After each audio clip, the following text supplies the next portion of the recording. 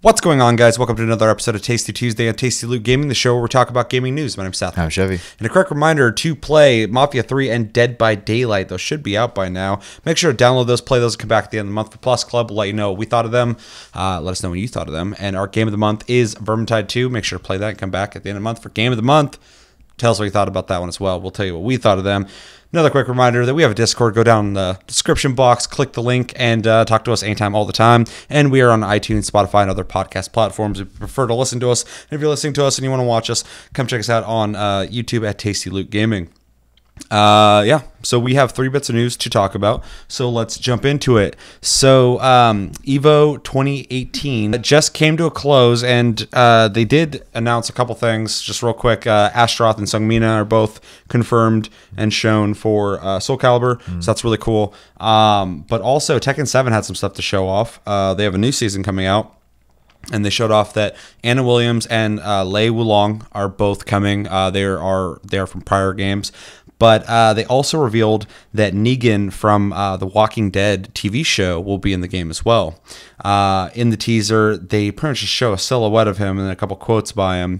And, I mean, that's pretty much the news. They haven't really gone into any details about him. But more so, I just wanted to discuss what we think about, first off, Soul Calibur, them revealing those characters quickly. And then what do you think about the fighters that they've revealed for Tekken? But mostly, what do you think about them having Negan, who is the dude from Walking Dead who got real fucking friendly with Glenn? I don't know if you ever watched the show. No. Okay, well, people know what I'm talking about. What do you think about them introducing him to a game? What do you think about them introducing a live-action TV show character to a fighting game? Because I can't really think of an instance where this has happened. Right. Well, the Soul Calibur thing, we kind of discussed it real quick before we started filming. That it's nice to see that the roster is filling out really well, and especially with characters that we were kind of like, yeah, they kind of have to be in the game. Like Astroth's kind of one of those characters. So Valdo, yeah. He was announced recently. Yeah, so glad to see that filling out, and can't wait to actually try that one. Oh yeah. As far as the Tekken 7 thing goes, they are killing it with characters, because, I mean, this is their 2nd season pass now. They got 6 characters planned. We got 3 announcements. I mean, Noctis is in the game, isn't he? Yeah.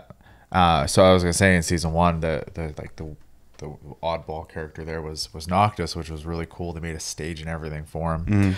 And then in this one, you know, and I don't know anything about the Walking Dead TV show, but I do. Dead and they walk. I do know that I'm pretty positive it was the game director had asked on Twitter what character people would like to see in Tekken, and someone had said him, and they had responded to that person. So it was, I think that was kind of the beginning of That's interesting. Yeah. As far as they can go, like Daryl Dixon or something, since everybody loves him.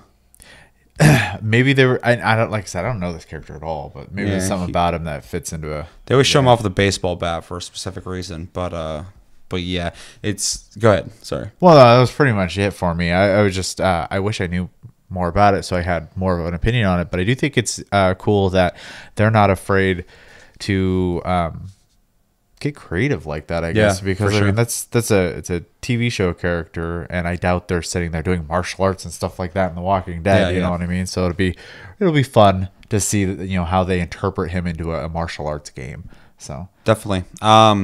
I feel the same way in the sense of like it's a surprise, because like any crossover is always a surprise to me, because they don't happen that often. They happen happening recently quite a bit, which is really cool to see. But even especially now, it's not 15.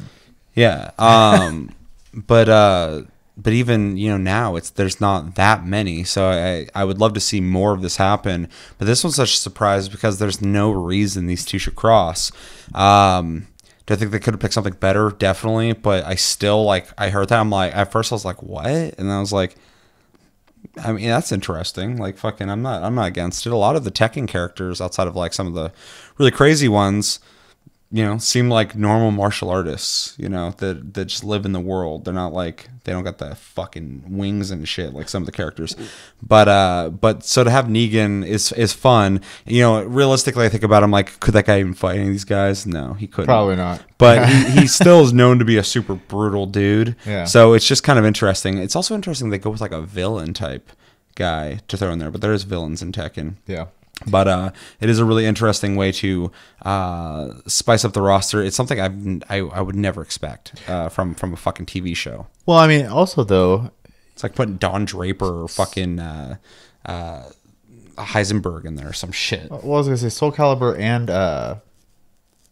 NetherRealms is both of their games. They've added kind of off the wall characters before too, though. So you had like, what was it, like Spawn, though he's comic book character, you know, Star Wars characters, Link. And then you had we've had like Jason Voorhees, Freddy Krueger, Michael Myers, Alien. Xenomorph, stuff like that. And so it's fun to see how fighting games will take something like that, because obviously like a lot of those examples aren't like fighting. You know, you wouldn't look at them and go, they'd fit right into a fighting game, and they make it happen. Mortal Kombat was interesting though, because they got like killers, and everyone in Mortal Kombat, I mean, are pretty fucking stone cold killers, because they all do crazy fatalities. So adding somebody who will take a chick in a fucking sleeping bag and slam her against a tree kind of fits in that area. Not like, you know, aesthetically or storyline wise, but like in that brutality, he's right at fucking home. Right. This is just, this one's just, I think he would almost fit in better in Mortal Kombat now that I'm talking about that. So probably just because he fucking beats the shell or beats someone to death with a fucking bat. Any other TV characters you would want to see in a fighting game? Wow, that's a question to drop on me right now, huh? Matthew McConaughey from True Detective. I don't think so. He has a move where he fires a fucking machine gun into the bushes and fucking makes it look like something happened. Runs through a small little neighborhood in one take. Yeah, that was fucking dope. I love that shit. Why would you do this to me right now? Bart Simpson. Ren Stimpy. I don't know why I'm going with cartoons. Yeah, I was say.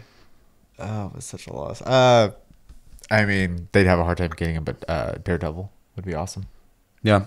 So yeah, especially with Disney and Marvel and shit. That's all in lockdown. They're trying to buy the rights from, I think, Turner or something. They want the TV rights for Star Wars back. They want to pay for it. Yeah, so they want their. They don't want people to be showing it. Yeah, it's well, fucking crazy. They also want the original song. I think it is owned. By Oh, them really? Too, yeah. Oh, yeah. So. Anyway, yeah, it's kind of unfair that I dropped that on you because I don't have any. I only had jokes. So, but yeah, it's cool. It's cool. I'd like to see them do more of this. I didn't even know they're doing a second season. I also, just to go back real quick, Anna Williams and Lei Wulong. It's cool to see characters that already existed coming back. They already had a huge fucking roster, so it's kind of crazy that they're still adding people from prior games. Like, oh yeah, there was this is a person, that's a person.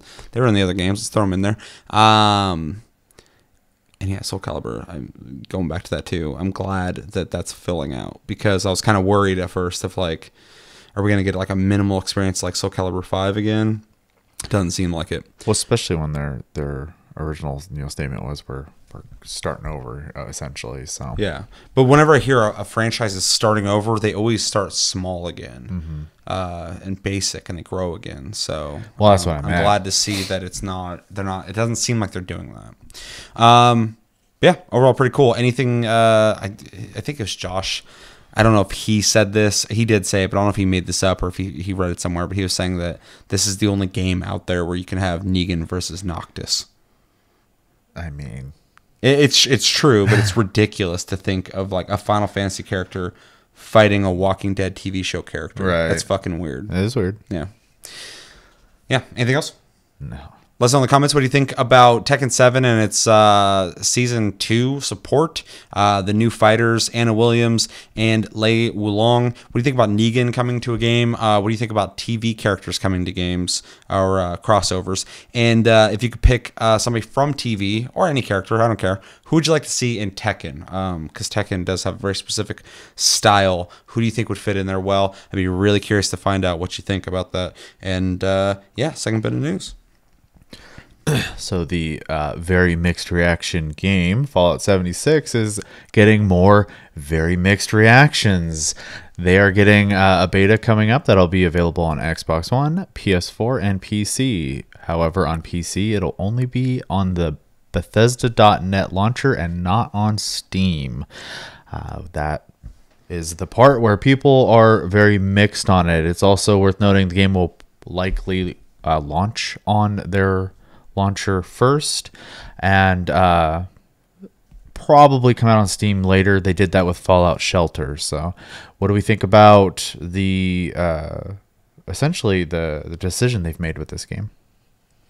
This is similar to everybody. We talked about this a little bit before the show on the Discord. Make sure to go down the description box, click that link. That everybody is trying to take what's theirs and try and sell it, from their own like storefront, which I get completely why they're doing it. Like all the streaming services, there was Netflix that got so big, everybody's like, why aren't we doing that? Well, it's because you have like 10 movies and you want to make a streaming service for those. It makes it really annoying for the customer because now you have to be a part of all these different things to watch a bunch of stuff, and it's better if it's just in one spot. I know why they're doing it. I just don't like it. This reminds me of that because, I mean, Steam is fucking king of PC. When you think about PC gaming, if you're thinking about it as like a console, it's pretty much Steam. Steam is where it's at. You got PS4, Xbox, fucking Switch, and then PC is Steam. I mean, you can get it other places, but most people are on there when they're playing on PC. So, I get they want this to be like, they don't want any middlemen, blah, blah, blah, blah. And if they do release it later on Steam, it seems like a roundabout way to do it. But I don't like it. I'm not into it. I won't buy it on here. I don't know if I'm going to buy it in general, but I won't buy it on here. I'll wait out for it to come onto Steam. If it doesn't, I probably won't pick it up. I don't like that people are making people download multiple different launchers for their games. I didn't like it back in the day when all the free-to-play companies had their own launchers. And that was a long time ago that I was doing that. I had like 6 different launchers for all these different MMOs and games, online games I was playing. A few, but yeah. And it was annoying because fucking I had to keep logging into this, logging into that, blah, blah, blah, blah. I could talk to all my friends on Steam, but if I'm over on this launcher, fucking I'm not talking to them anymore. I guess I could if I had Steam still open, but that's like a lot of fucking shit open. And it's just like, I don't know. I'm not into it. I think it's stupid. Given Bethesda's nature and how they're kind of, I feel like they're testing the waters. I feel like they're going to eventually, if this works out enough for them, because they're going to sell this game no matter what. It's going to sell. Even people who are like hesitant to buy it will still buy it. But if this does well enough, they're probably going to start pulling all their fucking games and putting it on there. They're probably going to do what everybody else is doing, and it's just going to be another fucking launcher.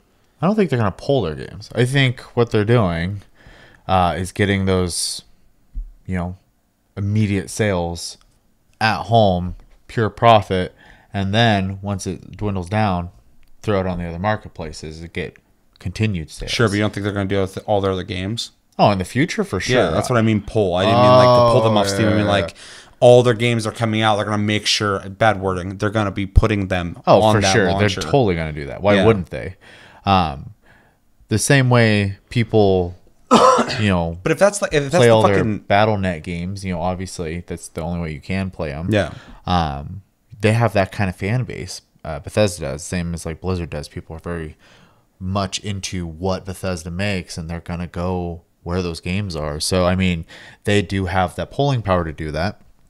I am with you. I find it extremely frustrating to have so many different clients to play all my games and stuff like that, and stuff like this does make me hesitant to be a day one buyer. So yeah, it just like fucking when Rage 2 comes out, I'm gonna be really annoyed if like it comes out on this first. Oh, they're gonna, because I'm gonna want to play that day one, and I'm not gonna want it on there. I'm going to want on Steam. Especially if we do see this come out to Steam later. I'm just going to be like, if that's your fucking tactic, if you're just going to be doing like a timed exclusivity thing like fucking Xbox does, I'm just, it's a really shitty tactic. I just think it's really lame. Like I said, I get why they're doing it. For sure. Locking in that dollar. Yeah. Just, I prefer... Like fucking Origin. Origin's a shitty launcher. I hate using it.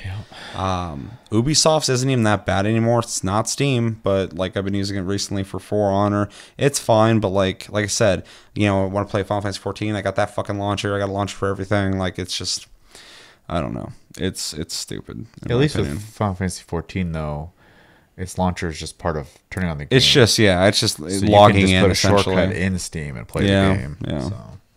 But yeah, I'm just more so just talking about like all the different processes to fucking play every game that I have now. yeah.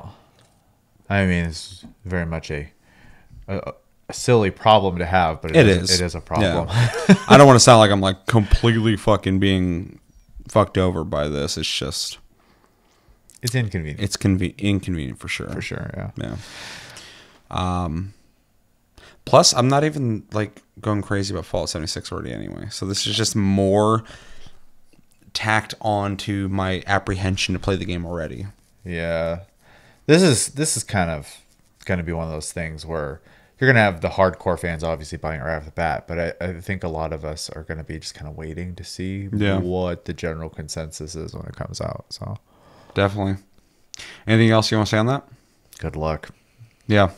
Agreed. Let us know in the comments, what do you think about Fallout 76 essentially having to be launched on Bethesda, what is it, B.e.t.a? Bethesda.net? Bethesda launcher, yeah. Yeah. What do you think about that? Are you excited for Fallout 76? Are you going to play the beta, which will also only be on there? Do you think it's eventually going to come out to Steam? Would you prefer it to be on Steam? Do you not give a fuck? Let us know everything you're thinking about when it comes to this situation. Or are you playing on console and this doesn't matter to you at all? And that was one thing I was going to say, too, is like it almost kind of makes me want to play some of their games on console because you don't have to fucking worry about it. Right. But it just seems like it muddies the waters a bit. Third bit of news, Elon Musk recently on Twitter asked or let people know that they're interested at Tesla in game development. He said on Twitter, if you're into video game development, consider applying to Tesla. We want to make super fun games that integrate the center touch screen and phone and car in real life. Musk also tweeted that developer applications must show prior work and that he's looking for games with max playability and creativity. Some people started kind of chiming in on this. Some person said Pokemon Go for Tesla. He said something like that, but more for an adults in cars anime vibe. Not sure what that means. Somebody else also said, can it run Doom? Neil Blomkamp, director, said, haha, Doom in a Model X would be rad. And then somebody else said Frogger, but instead of the frog, you are the car. It's also worth mentioning that recently there's an update that allows you to play some Atari games in your Tesla that are Tempest, Missile Command, and Pole Position. Those will be coming. You'll be able to use your steering wheel, which is weird to say, to play these games. Hopefully only on autopilot mode. Well, yeah. Otherwise, I don't think you're playing it. What do we think about Tesla wanting to put games in the cars? What do you think about the future of cars in the sense that we're now talking about playing games while being in a car that's moving? And what do you think about Tesla? I was thinking about this. What do you think about Tesla potentially, if they're looking for developers, almost becoming a game developer and or a fucking publisher console? Oh, yeah. Because if they're making exclusive games for Tesla, that would make it itself its own fucking console. It's a high price of entry, I'd have to say. That's what I'm saying. But that's fucking, that'd be crazy. You know, when it comes to Elon Musk and Tesla and all the other companies, it's hard for me to... In Musk we trust. It was hard for me to be surprised anymore. Like, he just kind of does things and they never necessarily coincide with the other. And so flamethrowers, tunnels, electric cars, so batteries on your wall. It's always interesting. I think this is a weird one just because, you know, obviously the way cars are now, you have that thought process of why the fuck would you be playing a video game while driving a car? Yeah. Obviously, and hopefully I should say, that's not the case. It's more, you know, they have their autopilot mode or whatever. But I think it's a great idea. I mean, everyone plays games, and even people who don't think they do, I guarantee they play something on their fucking cell phone. Probably. So you have, you know, and if anything, that's the kind of demographic you're probably going to get mostly in this situation. Mm-hmm. Anyways, it's going to be the casual crowd of cell phone gamers and stuff like that, and it'll lend itself, I think, well to this. And certain types of non-casual games will work as well. But I think for the most part, you're going to see stuff like maybe not necessarily Pokemon Go, but like, I don't know how else to word it, just mobile games. So yeah, I'm really into futurist shit, so this is really interesting to me because I'm thinking about the bigger questions here. So further down the line, when self-driving cars are standard, because they will be, and they don't crash, because that will come. People look at things now and they see the few accidents they've had, and you go, well, that's alarming. Yeah, you're right, it is. But that will only get better. Like everything, it'll get better. Never mind the fact that there's an accident almost every day on the way to work. Yeah. And as you get more and more of these cars on the road, there'll be less and less accidents because the human error will find its way out of it when there's more cars essentially communicating with each other, and not crashing into each other. There's going to be small variables where that'll be otherwise, but way less than what people are doing. So Heck the planet. in the future, you're going to start losing some of, unless you want that as like a premium, like I want to be able to drive my car too, but there's going to be a point where like you're going to get in a fucking car and it's going to be seating with entertainment in it. And I can imagine a future where you get in a car, you fucking let it know where you want to go, and then you start watching TV, or you fucking grab a controller and start playing video games. And you could even fucking, because they already have things like this, you could have the windshield double as a fucking screen as well. So I feel like he's kind of, we're not there yet, but he is seeing where this is going. He's the one who's like, with, his engineers planning this shit. He's already doing what other people aren't doing, really. So he's already thinking future. So to think that you're making like premium cars that are high end, that people with money are gonna be buying, it adds some incentive there to go, we also have video games in our fucking cars. It really speaks also to the new generation of people who are like embracing, electric cars, self-driving cars, futurism, younger crowd, millennials and younger, who are like, fucking video games, that's dope as shit. So starting with Atari makes sense because it's low end. You can make it work on your, if your car's driving itself and you're using the buttons on your steering wheel, or even the steering wheel itself, it's not activated, and you're using it to play Pong or something. I think it's really neat because if you're not driving the car, it doesn't matter if you're doing that. Depending on obviously your opinion on not driving the car or not. If it's driving itself, this isn't irresponsible because you're no longer responsible for the car. Right. So yeah, it's really interesting. Then moving over to if they start developing their own games or augmented reality through the windshield or whatever, which would be really neat. Like a giant Google Glass or something like that. Mm-hmm. These cars will go down in price eventually too, so they'll be way more accessible, and it adds a whole new reason to buy a vehicle if it offers its own hardware and software. Essentially, it's like you're buying a fucking driving computer, which you are. Right.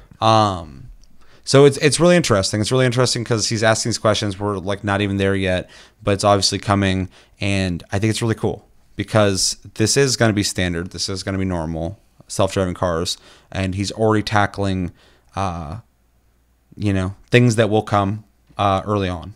It's already being discussed. They're already talking about making stuff like that, gaming for cars. So I think it's cool. It's really interesting. I'd be really interested to see what kind of stuff they come up with for this. When the guy was saying the Pokemon Go thing, that'd be easy for them to do. Yeah, except for Pokemon Go, if you're going like faster than running. No. Just the idea of being mobile and collecting things. It doesn't have to be necessarily Pokemon Go in general, but to do something like Pokemon Go would be really fucking easy. Oh, for sure. You could even be passing by and through the windshields if they had that whole... I know I'm getting a little too far ahead of myself, but it's not that far off, I promise. If you had full augmented reality through all the windshields, you could literally see the things you're collecting and maybe have something to fucking point at, or your phone, and collect it as you're going and shit. Right. So, or like Pokemon Snap, which I can't believe they haven't done, really. So... Yeah. You got anything else you want to say on that? Okay.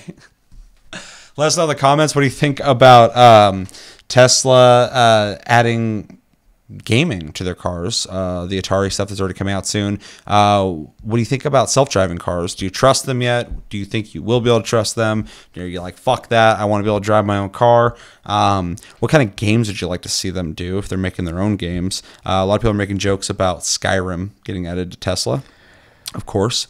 And yeah, let me know everything you think about when it comes to Tesla, gaming, and the future. That's going to do it for this episode of Tasty Tuesday on Tasty Loot Gaming. As always, thank you for watching. Make sure to like and subscribe if you enjoyed this episode.